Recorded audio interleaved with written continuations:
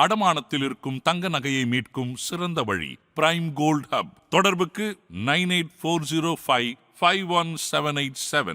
தங்கத்தை மட்டுமல்ல, தன்னம்பிக்கையையும் மீட்டுத் தருகிறோம்.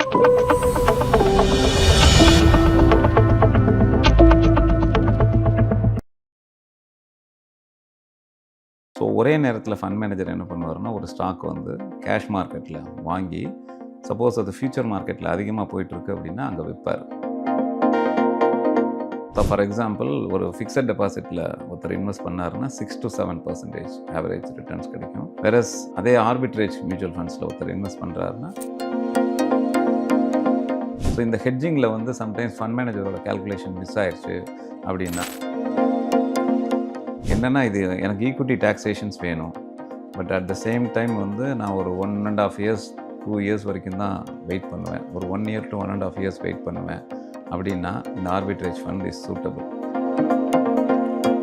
ஒருத்தர் மார்க்கெட்டில் வந்து ரொம்ப நாளாக இருக்கார், நான் எல்லா ஃபண்டையும் ட்ரை பண்ணியிருக்கேன், எனக்கு வந்து ஆர்பிட்ரேஜ் ஃபண்ட்ஸ்லேயும் எனக்கு ஒரு எக்ஸ்போஷர் வேணும், ஒரு 1 yearக்கு அப்புறமா எனக்கு பணம் தேவைப்படும், நான் ரிஸ்க் எடுக்க ரெடியாக இருக்கேன் அப்படின்னா அந்த பர்டிகுலர் இன்வெஸ்டர்ஸ் வந்து ஆர்பிட்ரேஜ் ஃபண்ட்ஸில் வந்து அவரோட போர்ட்ஃபோலியோவில் ஒரு போர்ஷன் வந்து அலோகேட் பண்ணிக்கலாம்.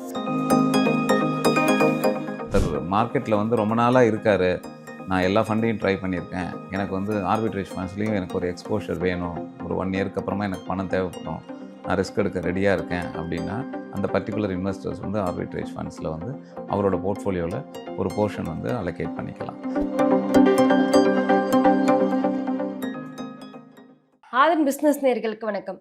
தொடர்ந்து நம்ம சேனல்ல பிசினஸ் சார்ந்த நிறைய விஷயங்களை பார்த்துக்கிட்டு வரோம். அந்த வகையில் இன்னைக்கு ஆர்பிட்ரேஜ் ஃபண்ட்ஸை பற்றி தான் பார்க்க போகிறோம். இதை பற்றி நம்ம கூட ஷேர் பண்ணிக்க இன்னைக்கு ஜாயின் பண்ணியிருக்காரு ஃபினான்ஷியல் எக்ஸ்பர்ட் ராம்குமார் அவர்கள். வாருங்கள் பேசலாம்.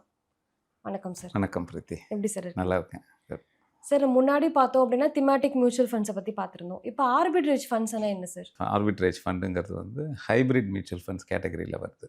ஓகே, இது ஹைப்ரிட் கேட்டகரிஸில் தான் வருது.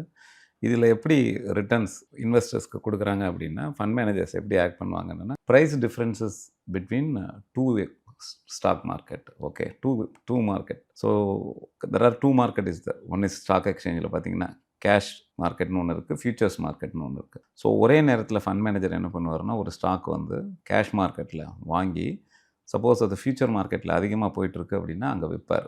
ஸோ ரெண்டுமே நடக்கிறது வந்து சைமல்டேனியஸாக ஒரே நேரத்தில் நடக்கும். ஸோ ஆர்பிட்ரேஜ் ஃபண்ட் வந்து ஈக்விட்டி கேட்டகரைசேஷனில் தான் வருது செபியோட நாம்ஸ் பிரகாரம். ஸோ இது வந்து ஒரு ஹைப்ரிட் கேட்டகரிஸில் ஒரு சின்ன பார்ட். ஸோ இந்த ப்ரைஸ் டிஃப்ரென்ஸ் மூலமாக தான் வர்ற பெனிஃபிட்டை வந்து இன்வெஸ்டர்ஸ்க்கு பாஸ் ஆன் பண்ணுறாங்க.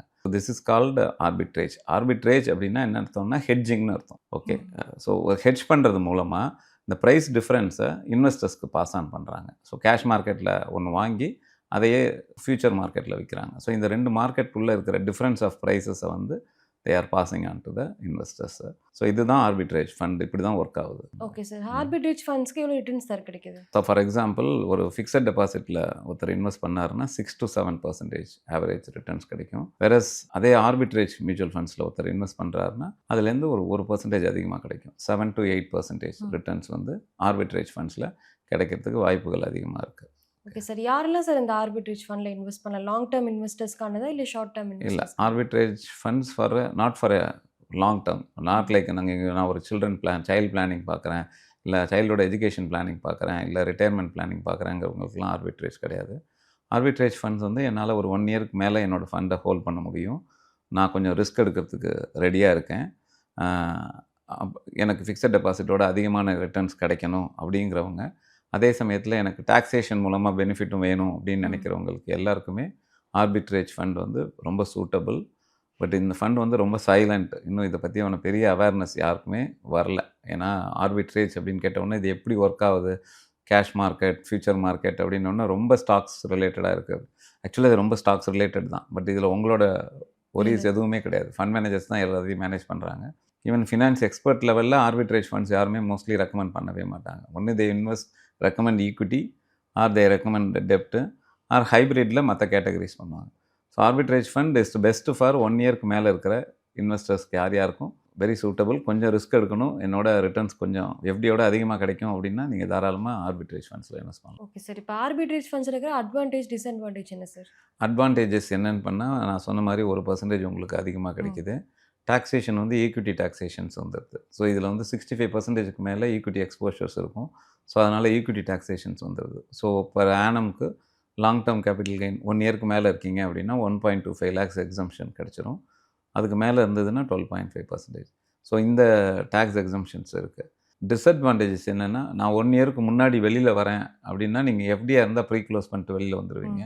சப்போஸ் இங்கே நீங்கள் வெளியில் வரீங்கன்னு சம்டைம்ஸ் பார்த்தீங்க அப்படின்னா உங்களோட ஃபண்டோட வேல்யூ வந்து கம்மியாக இருக்கிறதுக்கான பாசிபிலிட்டிஸ் இருக்குது. இந்த எக்ஸ்சேஞ்ச் ஆஃப் ப்ரைஸ் பிட்வீன் 2 மார்க்கெட்டில் வந்து there are some times which market cannot predict. Fund manager கரெக்டாக ப்ரெடிக்ட் பண்ண முடியல, இல்லை ஆர்பிஐயோட பாலிசி ஏதாவது ஒன்று மாறுது அப்படின்னா அதுக்கேற்ற மாதிரி மார்க்கெட்டும் மாறும். ஸோ அந்த சமயத்தில் உங்களுக்கு லாஸ் வரதுக்கான வாய்ப்பு இருக்குது. ஸோ இந்த ஒரு ரிஸ்க் தான் இருக்கே தவிர மற்றபடி arbitrage fund is always safer compared to fixed deposit. Okay sir, market ups and டவுன்ஸில் வந்து இது ஆர்பிட்ரேஜ் ஃபண்ட் எப்படி சார் எஃபெக்ட் ஆகுது? நம்ம ஃபண்ட் மேனேஜர் வந்து என்ன பண்ணுவாங்கன்னா, சில சமயத்தில் கேஷ் மார்க்கெட்லேயும் ஃபியூச்சர் மார்க்கெட்லேயும் ஒரே லெவலுக்கு போயிட்டுருக்கும் ப்ரைஸஸ்ஸு. சம்டைம்ஸ் கேஷ் மார்க்கெட்டில் வாங்கி ஃபியூச்சர் மார்க்கெட்டில் விற்பாங்க. ஸோ அப்படி பார்க்கும்போது கேஷ் மார்க்கெட்டில் அதிகம் கொடுத்து வாங்கிடுவாங்க. வேறு ஃபியூச்சர் மார்க்கெட்டில் அந்த அளவுக்கு போகல அப்படின்னா அந்த ஃபண்டோட ஹோல்டிங் வந்து கண்டிப்பாக has to sell it out அந்த பர்டிகுலர் பீரியடுக்குள்ளே. ஸோ இந்த ஹெட்ஜிங்கில் வந்து சம்டைம்ஸ் ஃபண்ட் மேனேஜரோட கேல்குலேஷன் மிஸ் ஆயிடுச்சு அப்படின்னா இருந்ததுன்னா தாராளமாக இதோட இம்பேக்ட் வந்து ஆர்பிட்ரேஜோட ஃபண்ட்ஸில் வந்து இம்பேக்ட் ஆகும். அந்த பெனிஃபிட்ஸ் வந்து இன்வெஸ்டர்ஸ்க்கு தான் போகும். ஸோ சில பேர் வந்து நான் ஆர்பிட்ரேஜ் ஃபண்ட்ஸில் ஒரு 2 years 3 years இருக்கும் அப்படின்னா அந்த ஒரு டவுன்ஃபாலை கூட திருப்பி ஓவர் கம் பண்ணி வரலாம். நான் 1 இயர்க்குள்ளே தான் இருப்பேன், 1 இயருக்கு மேலே வெளியில் வந்துடுவேன் அப்படின்னு சில நேரத்தில் வந்து நீங்கள் வெளியில் எக்ஸிட் ஆகலாம். There are certain stages. அந்த சமயத்தில் மார்க்கெட் கிராஷ் ஆயிடுச்சு, ஒரு பெரிய கரெக்ஷன் ஒன்று வந்திருக்கு அப்படின்னா உங்களோட ஈக்விட்டி மார்க்கெட் டவுன் ஆச்சுன்னா உங்களோட ஆர்பிட்ரேஜ் ஃபண்டும் டவுனாக தான் இருக்கும். ஸோ அப்போ வந்து நீங்கள் வந்து வெயிட் பண்ணி ப்ராஃபிட் புக் பண்ணணும் அப்படின்னா you have to give the time. அந்த ப்ரீத்திங் டைமை கொடுத்ததுக்கப்புறமா தான் then fund manager can come out from அந்த பர்டிகுலர் ஃபண்ட்லேருந்து. ஓகே சார், இப்போ கம்பேர் பண்ணும்போது மற்ற மியூச்சுவல் ஃபண்ட்ஸை விட ஆர்பிட்ரேஜ் ஃபண்ட் எப்படி சார் டிஃப்ரென்ஸ் ஆகுது? என்னென்னா இது எனக்கு ஈக்விட்டி டாக்ஸேஷன்ஸ் வேணும், but at the same time வந்து நான் ஒரு 1.5 years 2 years வரைக்கும் தான் வெயிட் பண்ணுவேன். ஒரு 1 year to 1.5 years வெயிட் பண்ணுவேன் அப்படின்னா இந்த arbitrage fund is suitable.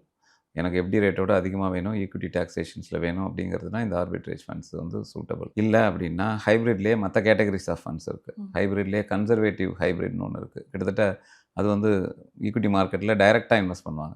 So இங்கே வந்து அந்த ஃபியூச்சர் மார்க்கெட்டில் இன்வால்வ் ஆகிறதுனால இந்த ஆர்பிட்ரேஜோட பற்றி இன்னும் அதிகமான அவேர்னஸ் வரல.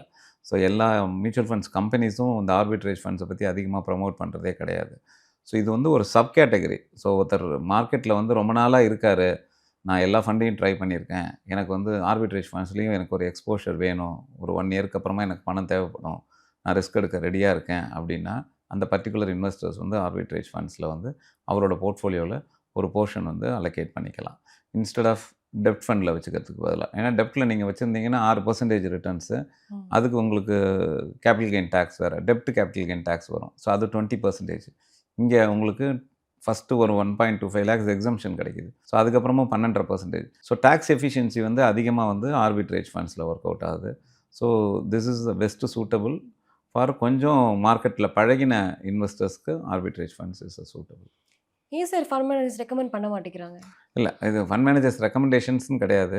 நார்மலாக நம்ம மக்கள் மியூச்சுவல் ஃபண்ட்ஸில் வந்தாலே எல்லாரும் பி are going to equity funds. லம்சமாக கொடுத்தாங்க, இப்போ எஸ்ஐபி போகிறதா இருந்ததுன்னா people are going to equity funds. ஆர்பிட்ரேஜில் யாரும் எஸ்ஐபி போடுறதில்ல. Arbitrage is not suitable for SIP investors. So SIP இன்வெஸ்டர்ஸ்க்கு ஆப்வியஸ்லி ஈக்விட்டி ஃபண்ட்ஸ் இருக்குது. இல்லை லம்சமாக நம்மளோட இன்வெஸ்டர்ஸ் வாங்கிட்டாங்க அப்படின்னா அவங்களுக்குலாம் 3 years ஹரிசானுக்கு தான் வெயிட் பண்ணுறோம். ஸோ அப்படி இருந்தாங்கன்னா ஹைப்ரிட்டில் மற்ற கேட்டகரிஸ் ஃபண்ட்ஸ் இருக்குது, multi asset category, balanced advantage fund, அந்த கேட்டகரிஸ் ஆஃப் ஃபண்ட்ஸில் போயிடுறாங்க. இல்லை அப்படின்னா 1 yearக்குள்ளே வரணும் அப்படின்னா ஃபிக்ஸட் டெபாசிட்குள்ளே நம்மளே ரெக்கமெண்ட் பண்ணிடுறோம்.